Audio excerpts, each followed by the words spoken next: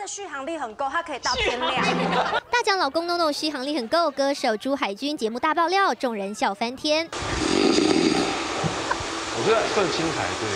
还有在呼吸吗？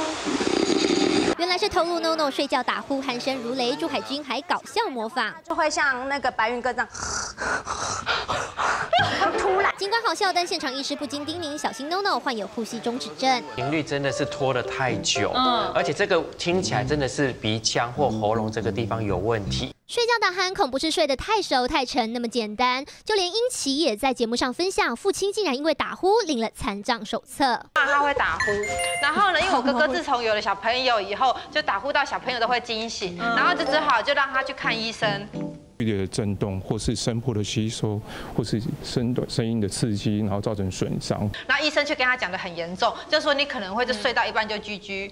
长长管子接上鼻子以及机器，医生指出这种氧压呼吸器可以有效改善呼吸中止症，也一再呼吁打呼不能轻忽，尽早治疗，小心小毛病变大麻烦，千万别轻忽了身体警讯。记者夏军、王乃瑜台北报道。